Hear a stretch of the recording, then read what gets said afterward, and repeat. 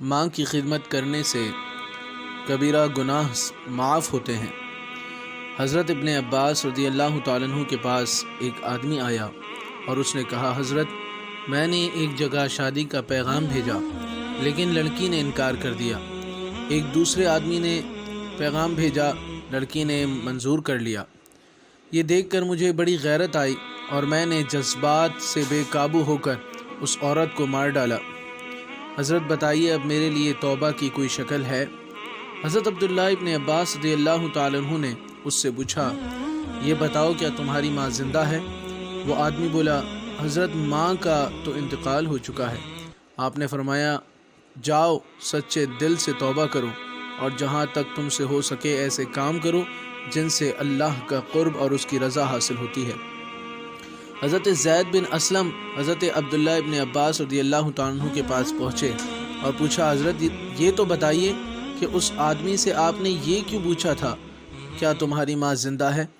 حضرت عبداللہ ابن عباس رضی اللہ تعالیٰ عنہ نے فرمایا، خدا کا قرب اور اس کی رضا حاصل کرنے کے لیے ماں کے ساتھ نیک سلوک سے بڑھ کر مجھے نہیں معلوم کہ کوئی اور عمل بھی ہو سکتا ہے۔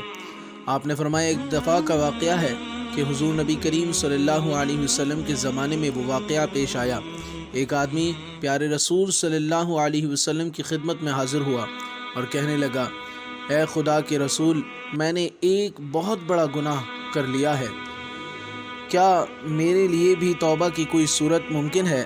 رحمت دو عالم صلی اللہ علیہ وسلم نے فرمایا، کیا تیری ماں زندہ ہے؟ اس آدمی نے کہا، حضور والدہ تو زندہ نہیں ہے۔ پھر آپ صلی اللہ علیہ وسلم نے پوچھا، اچھا تمہاری خالہ ہیں؟ اس نے کہا، جی ہاں۔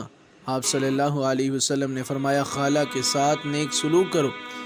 دوستو، ان واقعات سے ماں کی عظمت اور ماں کی خدمت کی اہمیت کا اندازہ ہوتا ہے کہ اگر آدمی بڑے سے بڑا گناہ کر لے تو اس عذاب سے بچنے کے لیے اور اللہ تبارک و تعالیٰ کو خوش کرنے کے لیے حضور علیہ السلام نے یہ بتایا کہ ماں کے ساتھ نیک سلوک کیا جائے، اور یہ اللہ کی رحمت کی انتہا ہے کہ اگر ماں انتقال کر گئی ہو تو ماں کی بہن کے ساتھ اچھا سلوک کر کے آدمی اپنی آخرت سنوار سکتا ہے۔